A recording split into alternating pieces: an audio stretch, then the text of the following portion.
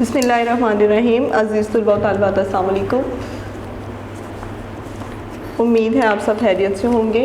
Class 7 جہان اردو میں ہم کر رہے ہیں آج. اس کے بعد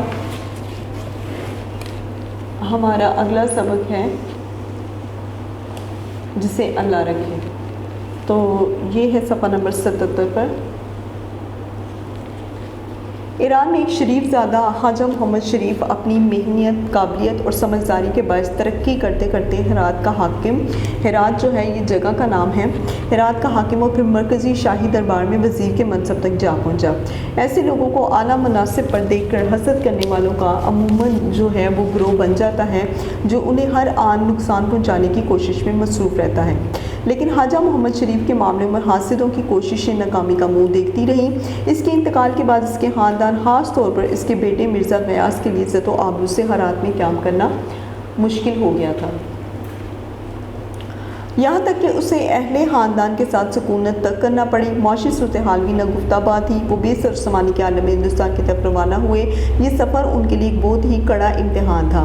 راستے میں پڑنے والے دشت و بیاں سے گزرتے ہوئے خوراک اور پانی کا ذخیرہ بھی ختم ہو گیا. ایک ایک قدم اٹھانا دوبر تھا. غذا نہ ہونے کی وجہ سے کمزوری الگ. ایسے میں مرزا کو اللہ نے ایک بچی عطا کی. بچی کے لیے دودھ پانی کچھ بھی میسر نہیں تھا. بالآخر ماں باپ نے دل پر پتھر رکھ کر بچی کو اس ویرانے میں خدا کی حفاظت میں چھوڑا اور آگے بڑھ گئے. ایک دن کی معصوم بچی ایک کپڑے میں لپٹی ہوئی زمین پر پڑی رو رہی تھی کہ ایک قافلے کے سوداگر کی نظر بچی پر پڑی. سب جمع ہو گئے. سوداگر نے اس بچی کو گود میں اٹھا لیا. سب پریشان تھے کہ بچی کو کیسے سنبھالا جائے کیونکہ اس قافلے میں کوئی خاتون نہیں تھی. بہرحال انہوں نے روئی بھگو کر دودھ کے چند قطرے بچی کو پلائے تو وہ خاموش ہو کر سو گئی. قافلہ کچھ آگے بڑھا تو ایک آباد جگہ نظر آئی جہاں کھانا پینا سب موجود تھا. سوداگر نے مرزا غیاث اور اس کے اہل خانہ کو دیکھا تو ساتھیوں سے مشورہ کر کے بچی کو ان کے حوالے کیا کہ خواتین ساتھ ہیں، بچی کی دیکھ بھال کر لیں گی. قافلے والوں کی طرف سے انہیں کچھ غذا بھی مل گئی. یوں وہ بچی اللہ کی مہربانی سے پھر اپنی ماں کی گود میں پہنچ گئی. سوداگر کو جب پوری صورتحال کا پتہ چلا تو بہت خوش ہوا کہ ذمہ داری سے بچ گیا. اس نے مرزا غیاث سے اس کا پورا حال احوال سنا تو بہت ہمدردی محسوس ہوئی. اب مرزا غیاث کا خاندان بھی اس قافلے کے ساتھ سفر کرنے لگا. سوداگر کی مغل دربار میں جان پہچان تھی. اس نے مرزا غیاث سے وعدہ کیا کہ دلی پہنچ کر اسے دربار تک پہنچا دے گا. وعدہ پورا ہوا اور یوں مرزا غیاث جو ہے وہ شہنشاہ اکبر کے دربار میں حاضر ہو گیا. شہنشاہ اکبر کے والد ہمایوں جب شیر شاہ سوری سے شکست کھا کر ایران کی طرف گئے تھے تو ہرات میں انہوں نے خواجہ شریف کی میزبانی کا لطف اٹھایا تھا. خواجہ نے وہاں کا حاکم ہونے کی حیثیت سے بادشاہ ہمایوں کی خوب خدمت کی تھی. مرزا غیاث نے دربار اکبری میں جب اپنے باپ کا ذکر بطور تعارف اور حقوق بطور سفارش پیش کی اور اس کے اپنے حواس بطور محاسب خوشنویس و شاعر کام آئے تو اسے دیوان کا عہدہ مل گیا. زندگی چین سے بسر ہونے لگی. اس دور میں محل میں ہونے والی تقریبات میں عمرہ کی بیگمان بھی شریک ہوتی تھی. مرزا غیاث کی بیوی بھی محل میں آنے جانے لگی. وہاں ایک بیگم سے اس کی گاڑی چنی تو وہ بہت معروف ہو گئی. ادھر صحرا میں پیدا ہونے والی بیٹی مہر النساء بڑی ہو رہی تھی. وہ بھی ماں کے ساتھ اکثر اوقات محل میں چلی جایا کرتی تھی. اس کا حسن جمالداد دیکھ کر بیویاں کہا کرتی تھی کہ دیکھیے یہ کس گھر کی رونق ہوتی ہے. شہنشاہ اکبر کا نوجوان بیٹا جہانگیر جو ان دنوں شہزادہ سلیم کے نام سے معروف تھا محل کے باغ میں آتا جاتا رہتا تھا جہاں اس کے پالتو کبوتر تھے. ایک دن وہ باغ کی طرف گیا تو 2 کبوتر ہاتھوں میں تھام لیے اور باغ کی ایک روش پر چل پڑا. اسی لمحے مہر النساء بھی باغ کی طرف آ نکلی اور بے دہانی سے گھومنے لگی. شہزادے پر نظر پڑی تو بڑی بے اطمینانی سے رک گئی. شہزادہ اس کے پاس آیا اور کہا کہ وہ کبوتر تھام لے تاکہ وہ باغ کی کیاری سے تازہ پھول توڑ سکے. مہر النساء نے ایک کبوتر تو دائیں ہاتھ میں پکڑ لیا مگر دوسرا جو بائیں ہاتھ میں تھا پھڑپھڑانے لگا.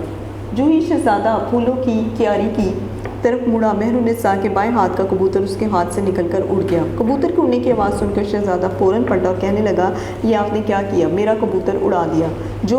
جب آپ نے اسے پکڑا ہوا تھا تو وہ کیسے اڑ گیا؟ مہر النساء دائیں ہاتھ میں تھامے ہوئے کبوتر کو چھوڑ کر بے ساختہ گویا ہوئی کہ صاحب عالم ایسے اڑ گیا. شہزادہ ہنستے ہوئے وہاں سے واپس چلا گیا مگر اسے مہر النساء کی معصومیت اور دل آویز جواب بہت پسند آئے. یوں ایک دشت میں جنم لینے والی بچی مہر النساء سے نور جہاں ہو کر ہندوستان کی ملکہ بن گئی. جی تو اب آتے ہیں اس کی مشق کی طرف.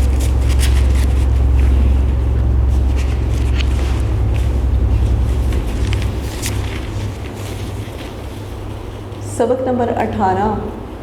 خواجہ محمد شریف کون تھے؟ ایران کا ایک شریف زادہ تھا جو اپنی محنت، قابلیت اور سمجھداری کے باعث ترقی کرتے کرتے ہرات کا حاکم اور پھر شاہی دربار میں وزیر کے منصب تک جا پہنچا تھا۔ سوال نمبر 2، مرزا غیاث کو ایران سے سکونت کیوں ترک کرنا پڑی تھی؟ مرزا غیاث کو عزت و آبرو سے ہرات میں رہنا مشکل ہو گیا تھا، لہذا حاسدوں کی وجہ سے ایران سے اہل خاندان کے ساتھ سکونت ترک کرنا پڑی۔ سوال نمبر 3، دشت میں کیا واقعہ پیش آیا؟ دشت میں خوراک و پانی کا ذخیرہ ختم ہو گیا تھا، غذا نہ ہونے کے باعث کمزوری بھی تھی، ایسے میں مرزا کو اللہ نے بیٹی عطا کی، اس کے لیے دودھ اور پانی تک نہ تھا۔ بالآخر ماں باپ نے دل پر پتھر رکھ کر بچی کو اس ویرانے میں اللہ کی حفاظت میں چھوڑا اور آگے بڑھ گئے۔ سوداگر نے مرزا غیاث سے کیا وعدہ کیا تھا؟ سوداگر نے مرزا غیاث سے وعدہ کیا تھا کہ دلی پہنچ کر اسے دربار تک پہنچا دیا جائے گا۔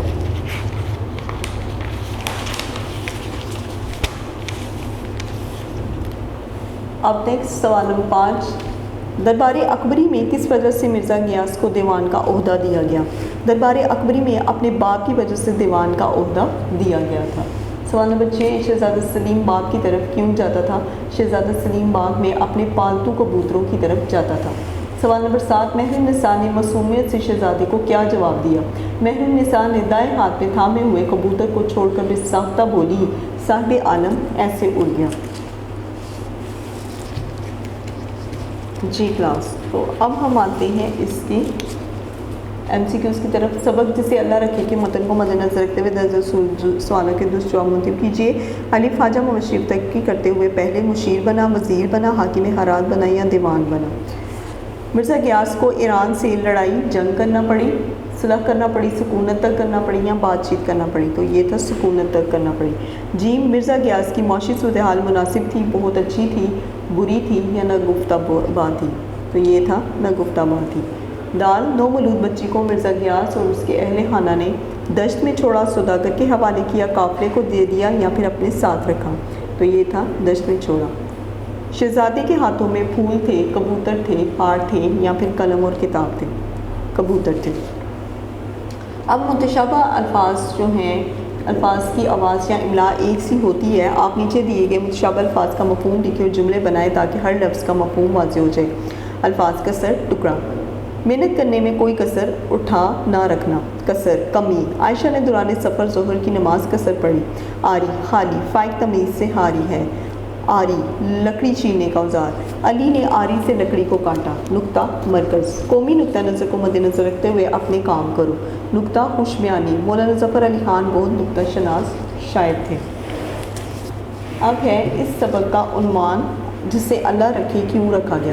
اللہ نے بچی کو دشت میں زندہ رکھنا تھا، وہ اتنے مشکل حالات میں بھی زندہ رہی، اللہ نے سوداگر کو وسیلہ بنایا اور وہ ان کو مل گئی۔ اب مدرسہ جملوں میں واحد الفاظ کی جمع بنائے اور جملے دوبارہ لکھے۔ ایک مثال دی گئی ہے، میں نے استاد سے علم سیکھا۔